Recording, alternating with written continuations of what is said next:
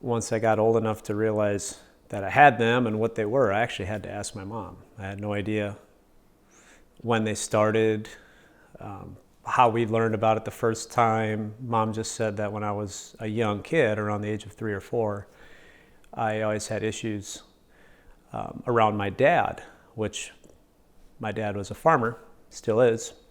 Every time he'd come back in the house from being outside working around dust and pollens and crops and things like that, I would have allergy issues. So she finally figured out some correlation there and went in and did an allergy panel, found out a number of things that I'm allergic to. My mom figured out that I had peanut allergies, and that's been the serious one my whole life. That's the one we worry about. The rest of them are just annoying. They're a nuisance. 2 exposures that I remember, totally accidental, of course. One of them was a contamination issue that I didn't see coming. The other one, I was eating kind of a granola bar, and so were some of my friends. And mine was a flavor I can have, theirs was a flavor I cannot. They look the same, the texture is the same. I accidentally picked up their bar, took a bite, and that was the first real emergency room experience I had with a peanut allergy. I didn't know how serious the onset of that was.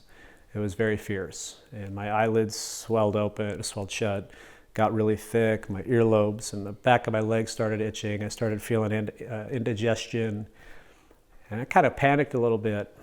But it was only a couple minutes till I realized whatever this is peanut, this is obviously coming on quick. I started to feel my airway get to be quite a bit restricted. So I was with some friends at the time, and I said, look, you guys, we got to go to the ER. We got to the hospital instead. I didn't have an EpiPen. That was really my only option. Once I got there, they took one look at me, got some epinephrine in me, Benadryl, nebulizer, this whole thing, and I spent basically most of the day there until that subsided.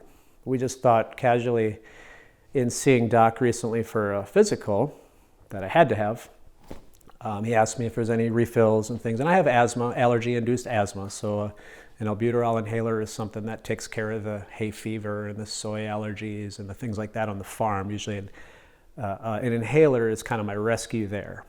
Again, not as serious as a peanut thing, but he asked if I needed any more EpiPens. I'm like, yeah, I'll just throw that on the prescription. I'll pick up some EpiPens too. And I went to the pharmacy to learn that they're $723 for a refill on my EpiPens that I hope I never, ever, ever have to use. We have them now.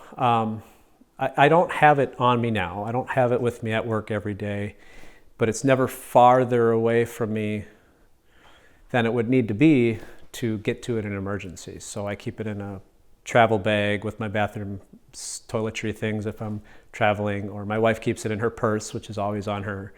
So either I'm traveling with my wife or I'm traveling with my bathroom supplies. So they're within arm's reach, but I've never had to use my own yet.